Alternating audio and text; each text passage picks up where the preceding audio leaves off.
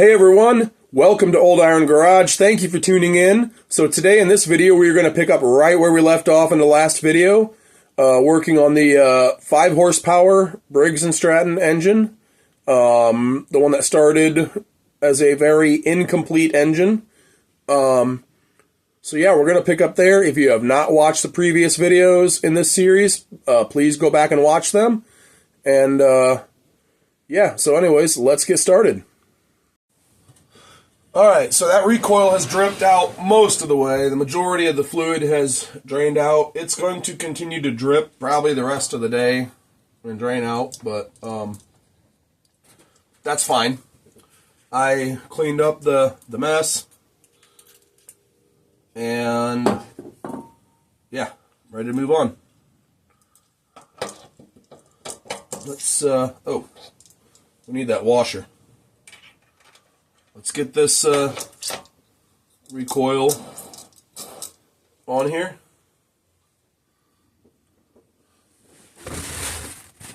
Need another paper towel. But yeah, most of it dripped out, but I cleaned it up, wiped it off, and I put another paper towel down there. And I'm going to let it drip out a little bit further while I get this back on.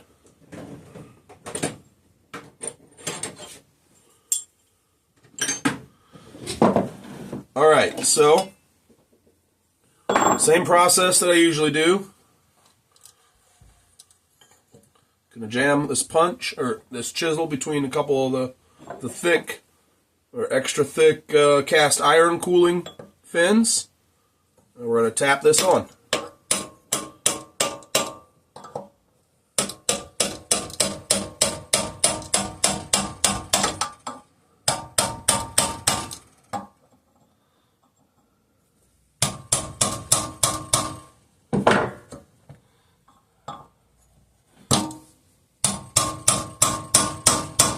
You want this to be fairly tight. You want it to be pretty tight, because if not, it makes it easy for this flywheel to shear that flywheel key, that aluminum shear key.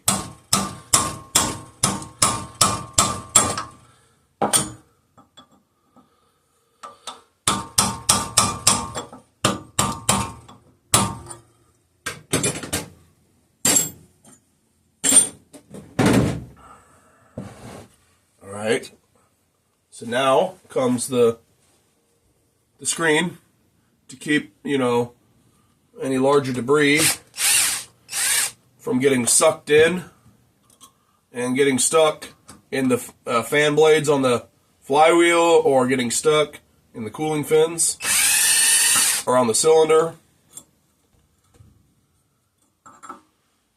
I'm trying to remember. Okay, yeah, this goes on first, and the screen goes over it.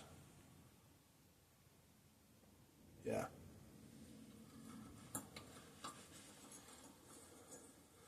Got to get, there's 3 holes that have to align to get one of these screws in.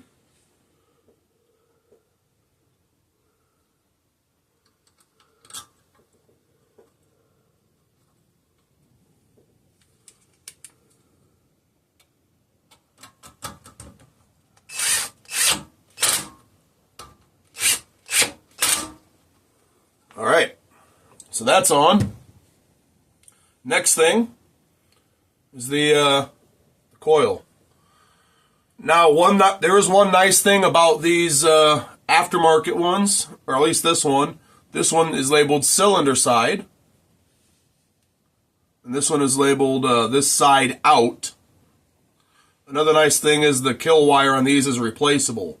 It's got a spade on here on the coil, and then you got a female connector that goes on the kill wire. So it is replaceable. Unlike the OEM ones where it's part of the coil or part of the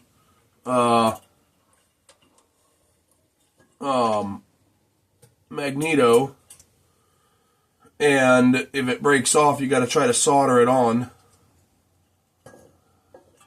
or just replace the part. So now let's get this put on.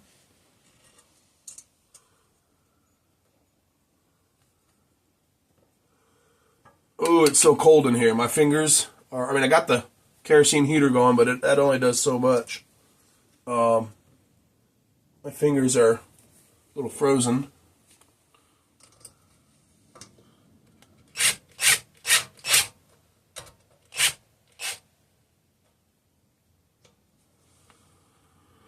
Huh. That's nice.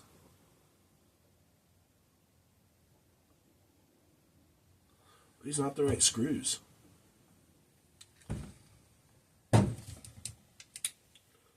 Thought it was. That one just stripped right out like it was nothing.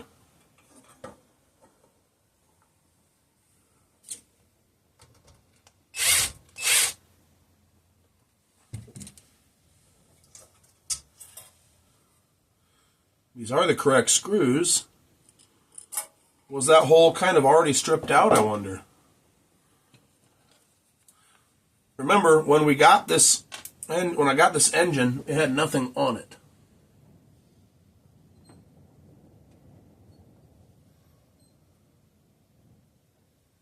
I don't like that.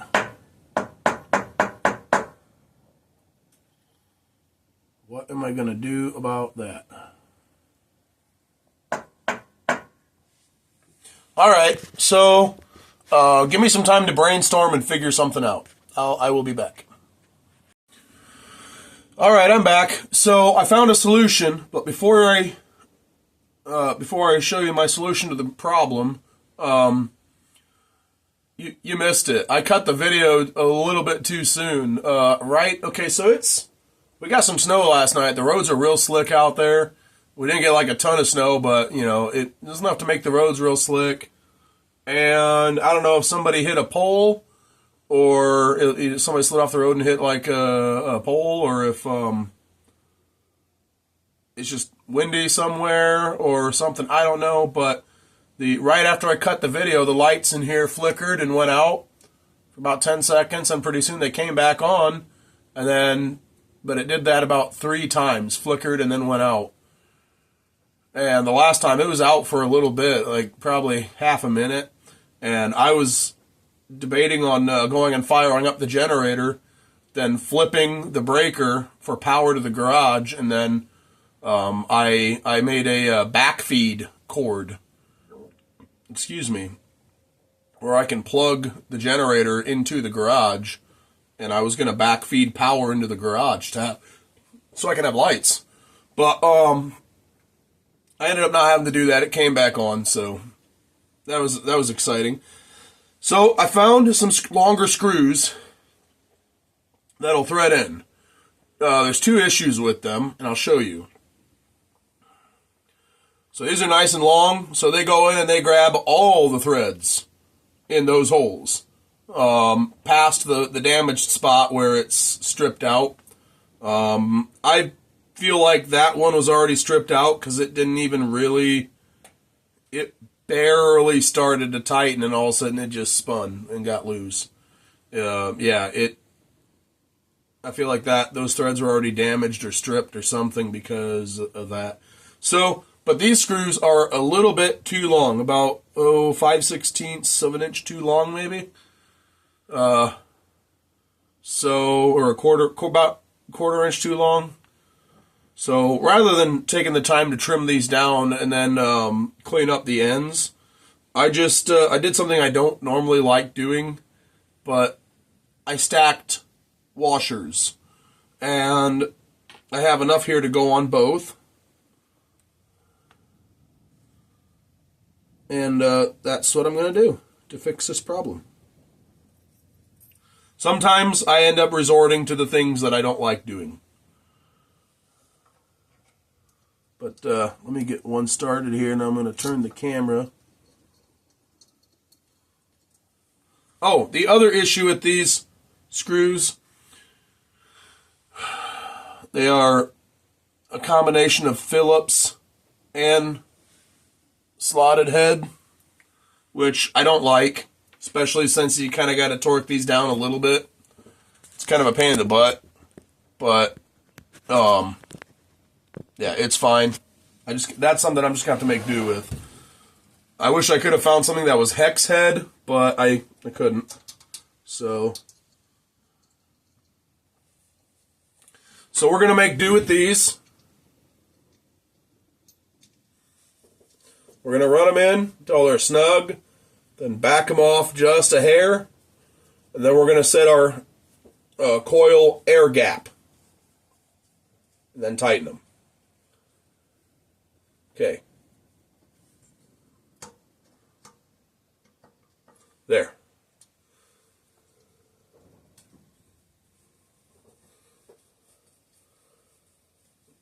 The other thing I thought about doing was getting out my tap and die set and tapping more threads into these holes, which would have probably just been the best thing overall to do. But I'm getting real anxious to get this project wrapped up, or at least to get to where this engine will run. And so I just really didn't want to do that because I'm on a little bit of a time crunch today. I have to leave a little bit later. So, yeah. I just want to get it wrapped up, at least to the point where I can see it run. And play around with the carburetor adjustment and whatnot. So I just stuck 2 pieces of sandpaper in there, one on each side. And I'm pushing down the coil while I tighten these screws.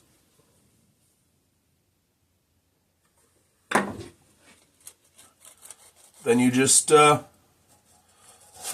work the sandpaper out. It helps if you turn the flywheel, since I got it kind of tight.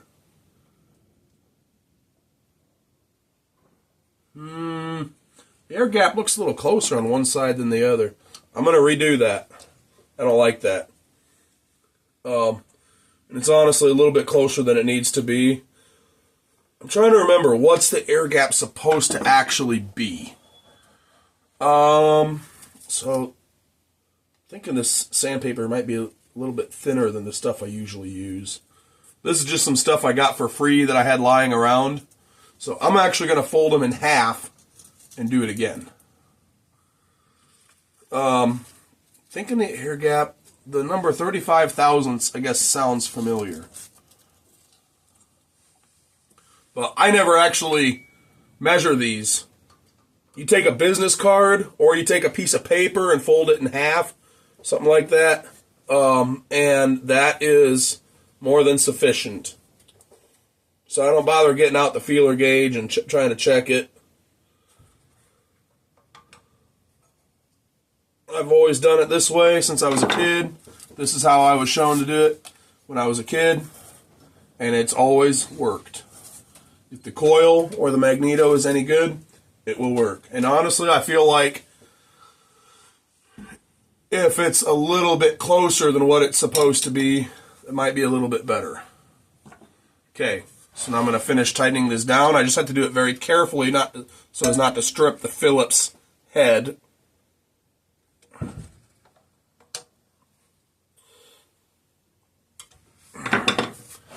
And the coil is on there. Now, the kill wire. I went to connect it down at the other end, and the thing that the kill wire is supposed to go on is missing. So I guess when previous owner damaged this fuel tank, where I had to repair it in the previous video, or in one of the previous videos, I had to do a little welding. I think it was in the, I don't know, it was in the first or second video.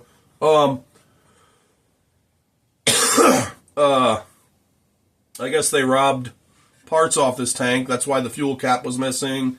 That's why the little thing that holds the kill wire is missing.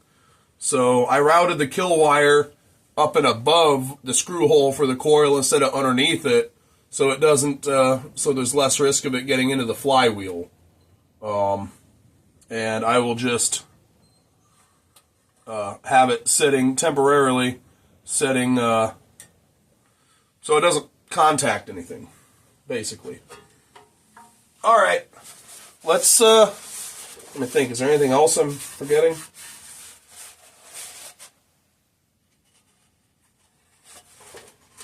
I don't think so. I don't see anything else on my bench that needs to go on, really. I'm going to connect that so I can route it a little bit easier. Let's get this recoil put on. Now, we already added oil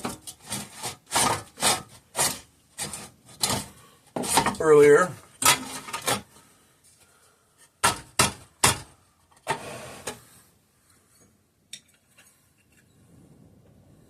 Oh, there is something else that has to go on the carburetor, a couple pieces. These threads of these bolts that I scrounged up are looking a little crusty. So I am going to lube them up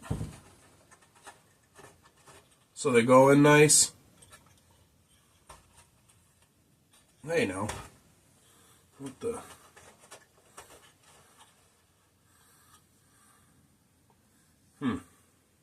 Strange. Just might have some... Oh, hey. I forgot to... This part of this tin has to be inside of the this cover, while this little tab has to be outside.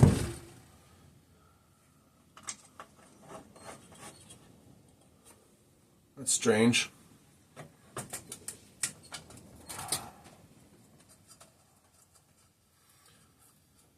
It just comes to a sudden stop there. We'll just try to baby it in with the impact.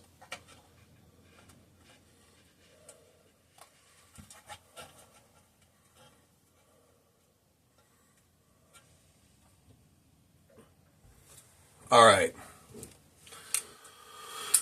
So now, let's move on. Here we go. Found the tool I was looking for. Let's send these home.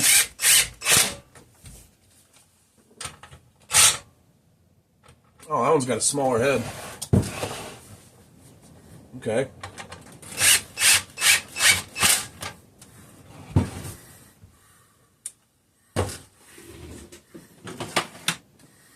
I guess that one has a 3/8 head.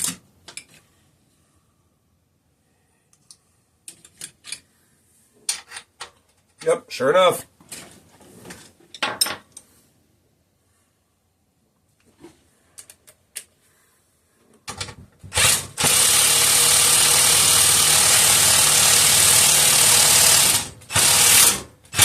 That hole was a little dirty, so now daggone it, I just realized I did forget to put something on. Yeah, that hole was a little bit dirty, apparently. So I just send it home.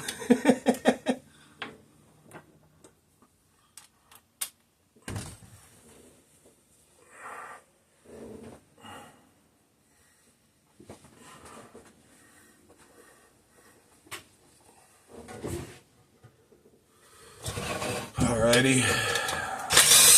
Here in a second I will show you what I forgot to put on.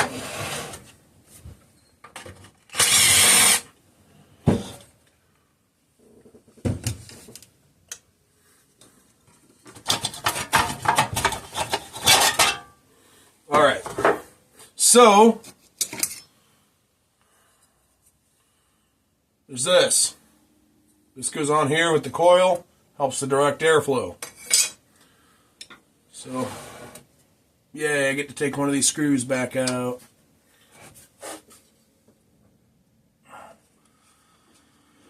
I am glad that, I just wish these screws would have a hex head, but I am glad I found some nice long screws that were the right diameter and thread, so that I can get a really good grip on those threads. Now, to accommodate for the thickness of this, I took out one washer so that I still get the same amount of bite on the threads. After I get this in place, I'm going to double check that I still have the same clearance for the air gap.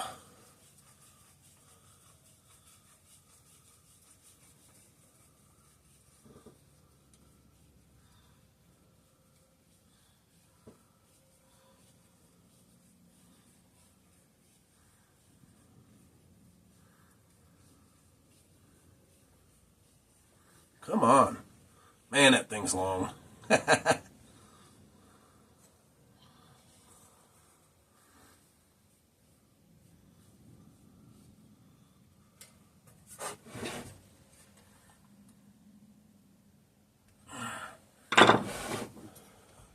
it's not going anywhere. That's not going anywhere. Looks to be the same air gap. So, that's on. So yeah, that helps to direct airflow so it doesn't just go around in circles here in the fan blades on the flywheel. So it comes up, hits this, and deflects in through the cylinder, or in and around the cylinder, through the cooling fins. So that's kind of important.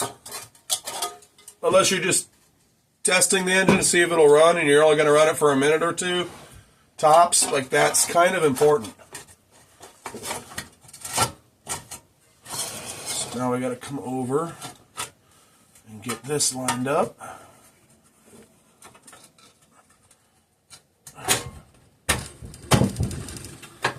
And then we put it back together.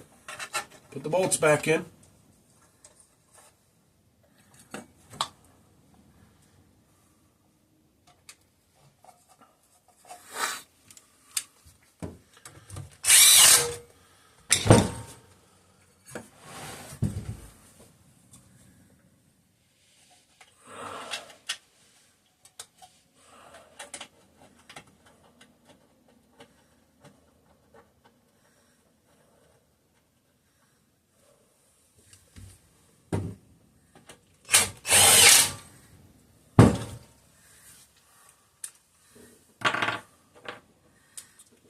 And this one up top is a smaller head. All right. Now there is one last thing, like I mentioned.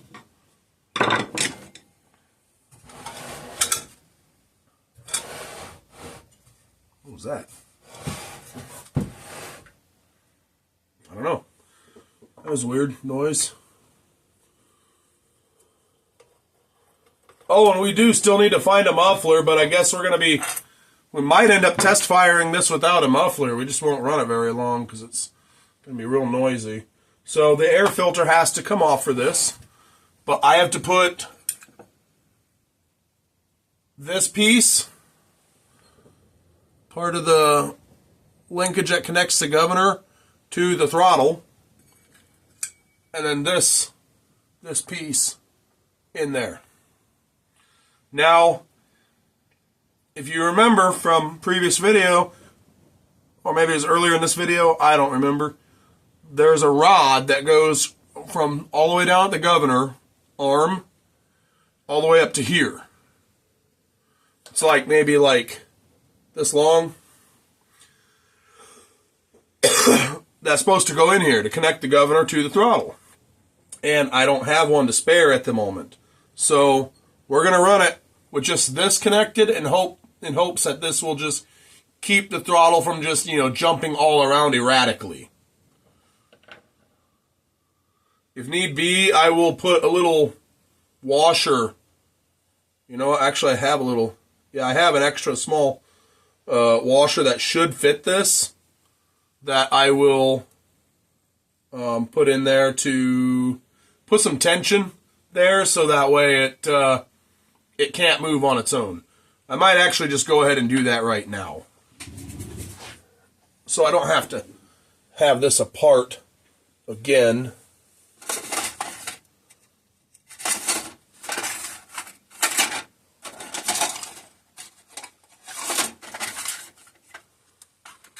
This one looks like it might fit.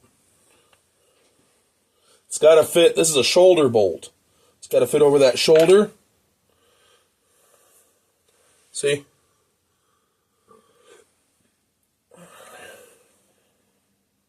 And it just fits. Perfect, like it was meant to be. So now we're going to get this all hooked up. Excuse me for just a minute. This is going to take a moment.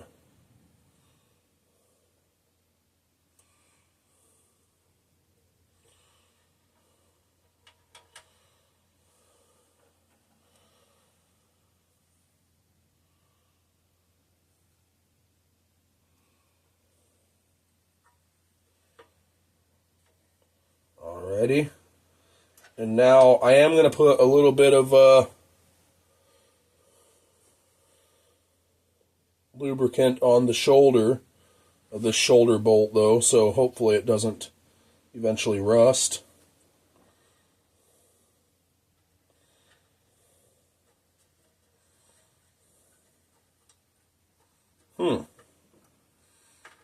That's odd. It doesn't want to go in there. Is there one snapped off? No. Just looks like the threads are a little boogered.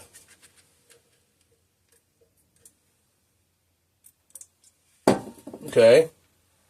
So we're going to just run this screw in by itself.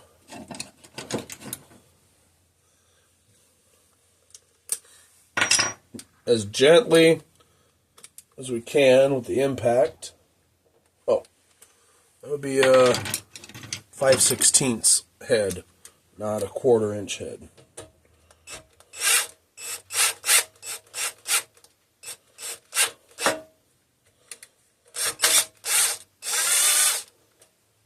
To clean up those threads.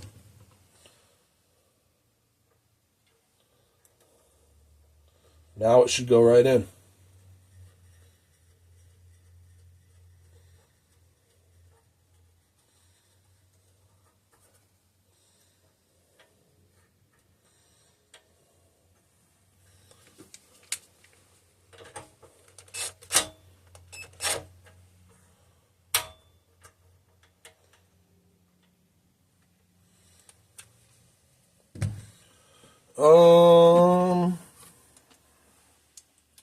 I would like to snug that a little bit. I don't want to go too crazy because clearly those threads were already kind of iffy. And also I have a small washer in there, so that means that the threads are not, the bolt doesn't go in quite as far as it would have. So, yeah. It's grabbing just a little bit less thread. So I don't want to go crazy on that thing. It's pretty small threads to begin with.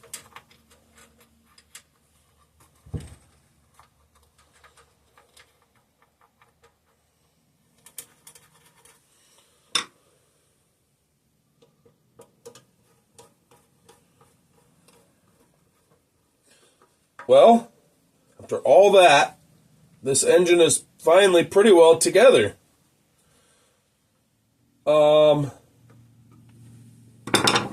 But I am going to go in search of a muffler. I know that I should have somewhere a brand new thread-in type muffler. I might also continue looking for longer bolts for that bolt-on muffler. I'm just going to see what I can find. So I will be back in a little bit. All right, I'm back. So I couldn't find any longer bolts to use that new muffler, which is fine. I really didn't want to use that anyway. I wanted to save it for another project. It's actually for the same engine that I robbed the electronic ignition coil off of. So, I found this muffler. This was on a 3-horse Briggs that was pulled from a Boland's Husky 650. This is actually a little bit too big, but it threads in. It rubs a little bit, but I can still get it threaded in far enough that it grabs enough threads before it really rubs too much. And then I got the lock ring loosened up. And I'm going to thread it in part way, maybe like halfway, and then tighten down the lock ring. And this muffler is just going to be for testing purposes of this engine. The other thing I found was a correct size spark plug. It is actually the correct model spark plug for this engine, so that's a plus. It's used, but I'm going to clean it up, gap it, and test it. So yeah, let's get this put on here. So what it rubs against is the breather tube, but I doubt in the short time I'm going to be using this muffler that I'm going to end up rubbing through that breather tube. And if I do, I've got probably, I know I got a ton of them around here. So I'm not too worried about it. So that's all the further I'm going to thread that in. Now I just have to tighten down this lock ring so the muffler doesn't rattle loose or move around at all. So again, I'm going to grab my punch and my hammer, and we're going to snug up that lock ring.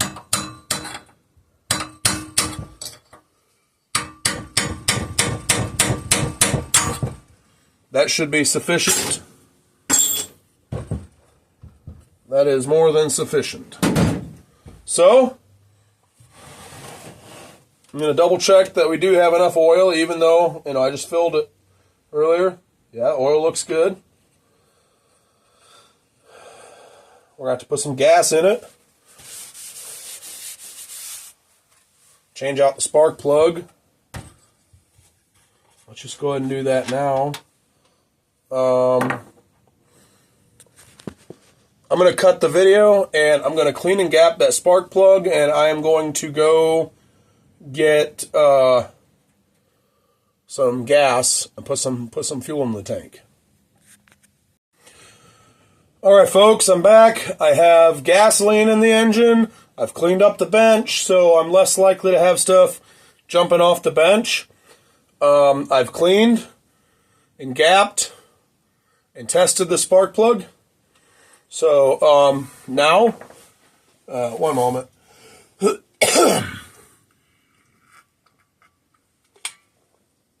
Had to get a drink. Throat was getting dry. Now is the moment of truth.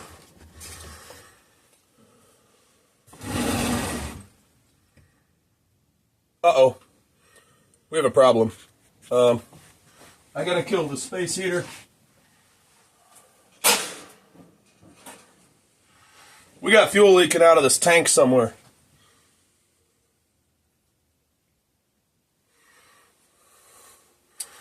Alright, so we're not going to test fire it right now. I got to clean this up. I'll be back. Alright, so yeah, the tank was leaking. I did have a small fuel spill on the bench. It just leaked real slowly. But I was starting to smell fumes, so I decided to hurry up and kill the space heater and drain the tank and clean up the mess. So let me show you what I found. I'll shine a light down in the fill hole of the tank. Okay, right there is the culprit. At least that one is cracked, and it looked like those are where it's tack welded, the tank bracket to the tank. There's some more over here and some more over there, but I think those ones are all fine. It's the only place it was leaking was from the back side of the tank. You can, if you look closely on that lower right tack, you'll see a crack, and I can't tell, but that one, the lower left one, and the upper center one might be cracked as well. But that lower right tack, the steel definitely cracked there.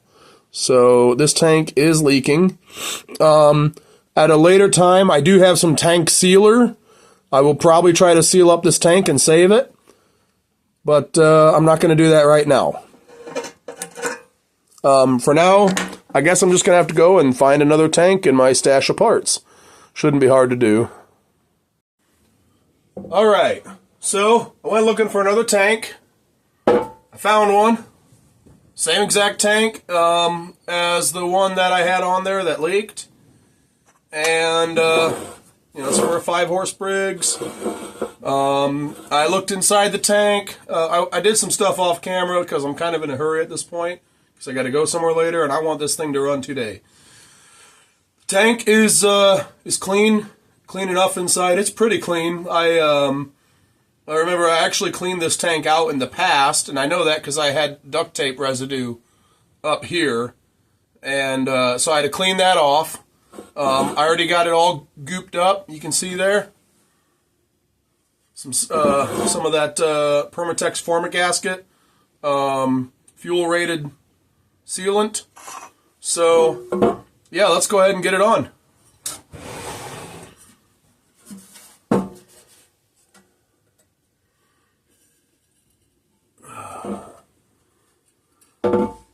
Oh, one thing about this tank, it is not missing the, let's see if we can get it so you can see it. The thing that the kill wire goes to, that is here. So that's good.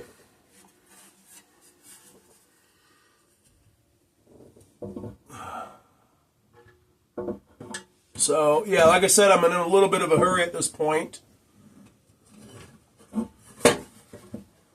So, it seems like I'm kind of rushing through.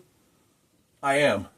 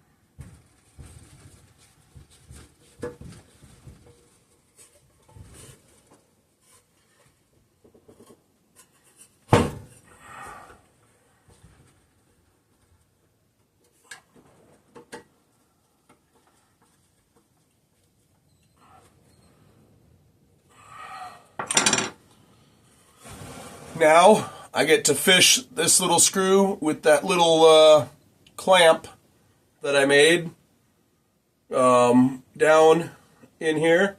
If you remember from the previous videos, I discovered that the base of this carburetor was damaged. It was cracked. So I made this carburetor will get swapped out. But I decided to move forward with using it for testing purposes of this engine. So yeah, that's why I made that little clamp. It goes across to the other side of the crack, and it has a bend in it, and it will push down on the base of the carburetor on the other side of the crack to help clamp it down to the tank. Let me get these all good and tight. Alrighty. So, done with this screwdriver. I'm going to put that back. Okay, this bolt has to go in for the lower tank bracket.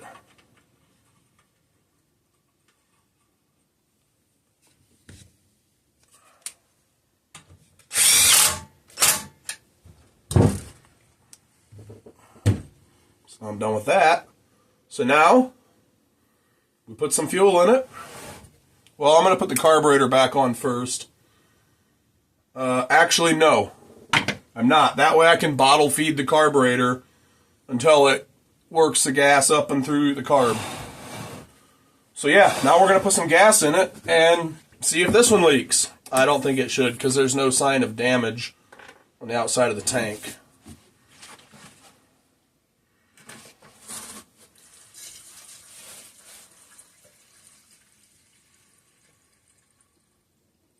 The only gas that's in here is the gas that came out of the other tank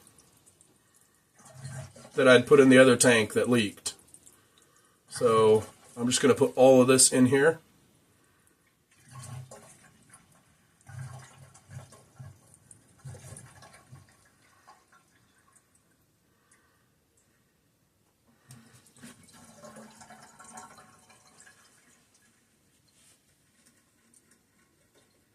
All right.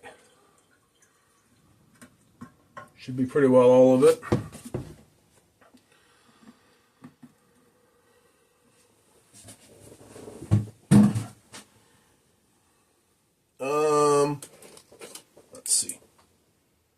No signs of leaking. But now we're going to go ahead and connect that kill wire since I have something to actually connect it to. Oh, you know what? I'm going to have to do that later because I'm going to have to take this off to reroute it so it'll reach. So I will do that later. Get the fuel cap on. And now we're ready to see if she'll fire. So, I'm going to put a little bit, 2-cycle fuel, right in the cylinder. This is the correct size, correct model spark plug that I went and found, and then I cleaned it and gapped it.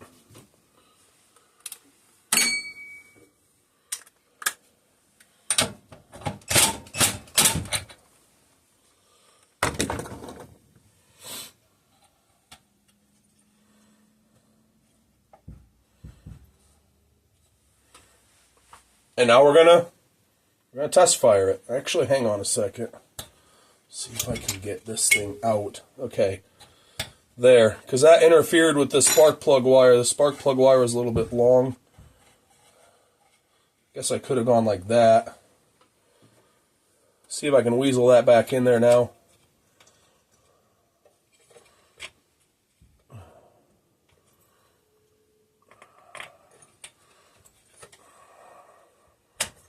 Oh, come on.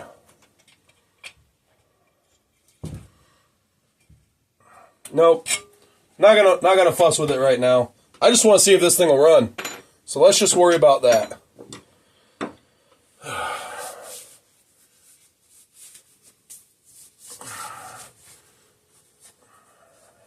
All right. Well, let's choke it. Give it a pull.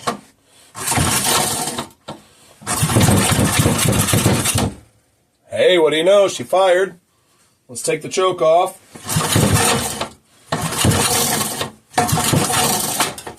Let's put it back on. Let's see if we can get it to run with it choked, but not bottle feeding it any more fuel.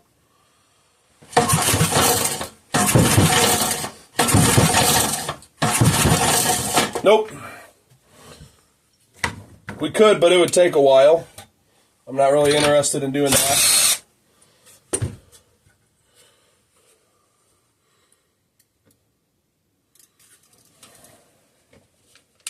So we put some more fuel in the cylinder. Put the spark plug back in. This time I'm going to put a little bit in the carburetor too, and let's go.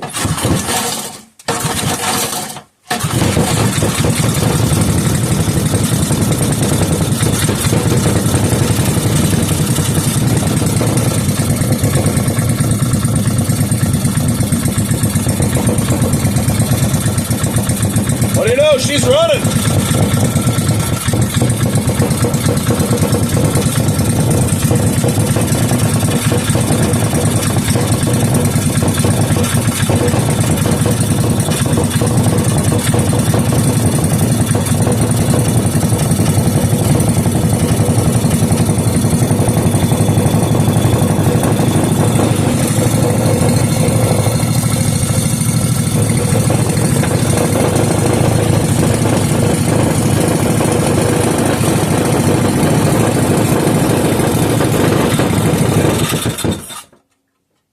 I used the kill wire to shut it off.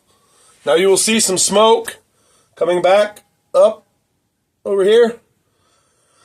That is from the WD-40 that I put on the muffler to thread it in. So we're just gonna have to let that burn off. But I don't really see any smoke, any noticeable smoke coming out of the cylinder, other than maybe a little bit from the 2-cycle fuel that I put in there and the penetrating oil that was in the cylinder.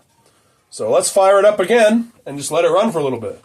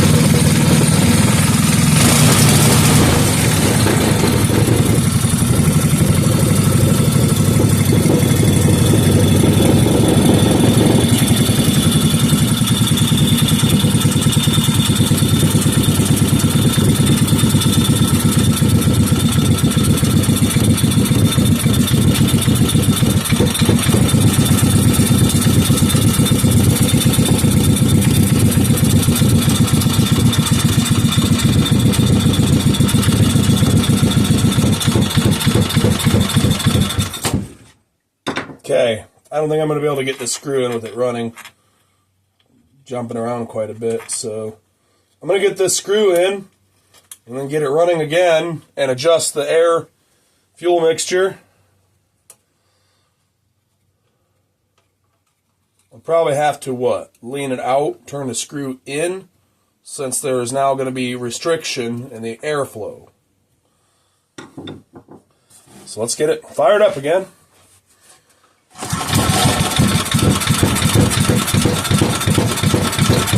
Man, that thing idles nice and low.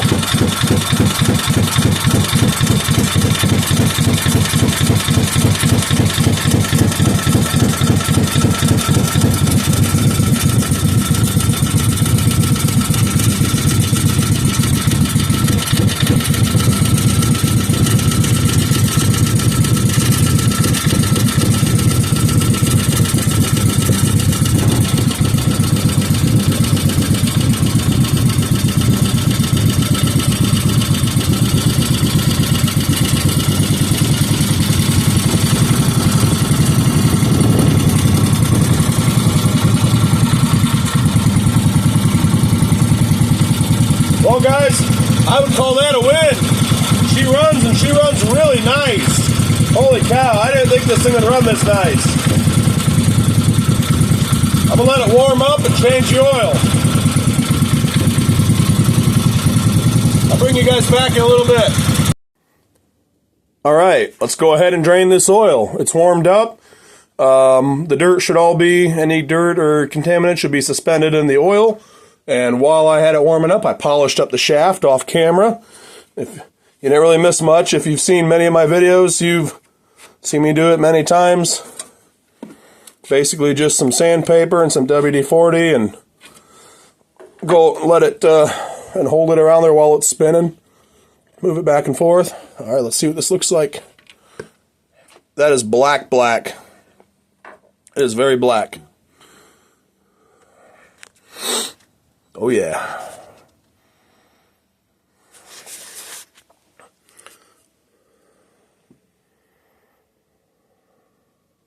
Alrighty, well, I will bring you guys back when this is done and I am ready to add oil. Alrighty, let's add some oil.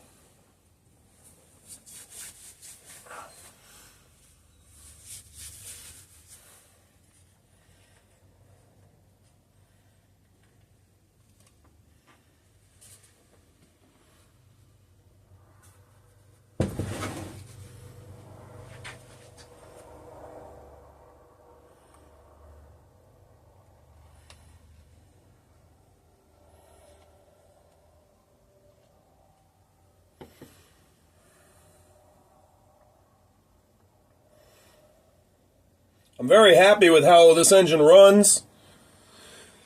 Doesn't seem to burn any oil.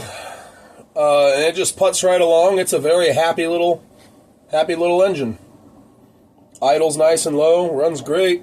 It's too bad that carburetor, the base of it, where it mounts to the tank, is broken, because it's a nice running carb, works great.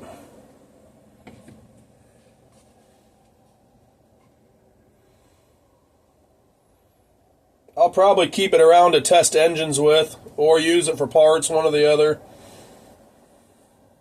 But I may keep it around to test an engine that I don't have a carburetor for, if I run out of good used carbs.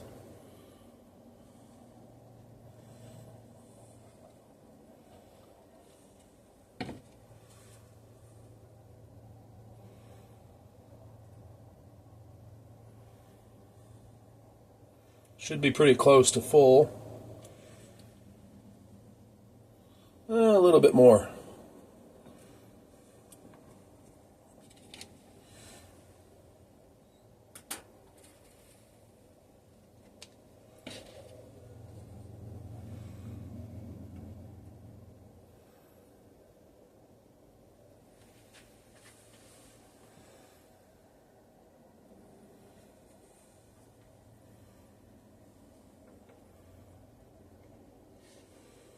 That is full.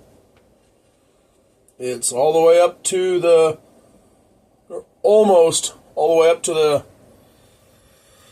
opening of the fill hole, which is full. All right, I'm going to put that excess oil back in the bucket and get ready to fire this thing up again. All right, let's fire this thing up one last time. I'm going to give it some choke because it's been setting for a while.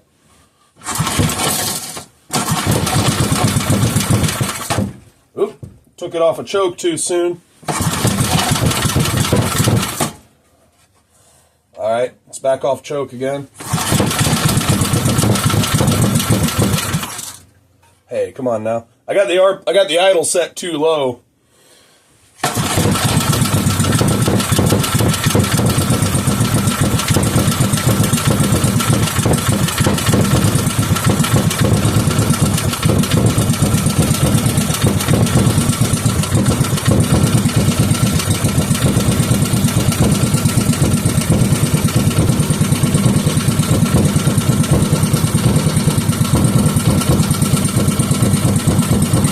I just played with the choke a little while, just long enough to get it to stay running.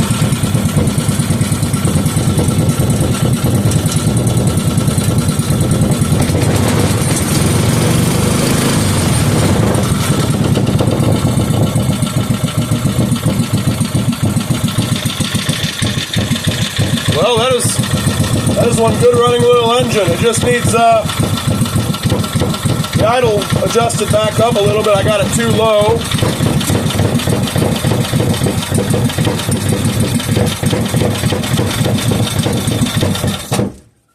Get the idle adjusted too low. Let's try it again.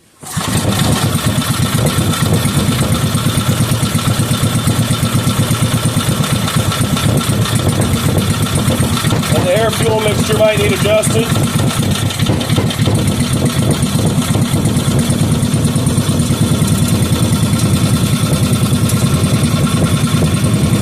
There we go. That's one happy little 5-horse Briggs.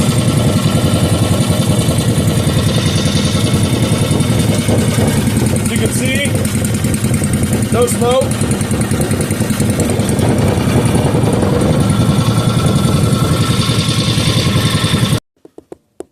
Sorry, didn't mean to cut the video there. I accidentally bumped it. I bumped the stop recording button. But anyway, I am very pleased with how this engine turned out. It's a great running 5-horse Briggs. And aside from putting a different muffler on it and a different carburetor, because I don't want to sell this thing like it is, even though it probably really would never be an issue. I just don't feel right about selling it as it is. So, aside from that, and maybe, fine-tuning the carburetor a little more, she's ready to go. Yeah, I'm just very pleased. I'm tickled to death with how it turned out. I was a little skeptical. I thought it might be a smoker, but it doesn't seem to be a smoker. So, anyways, I hope you enjoyed this video series. If you did, please hit that thumbs up button. If you did not watch the previous videos in this, go back and watch them to see what all I went through to get this thing to where it's at now. And make sure you hit that subscribe button if you have not yet to see more videos like this in the future. And I will see you in the next one. All right. Bye.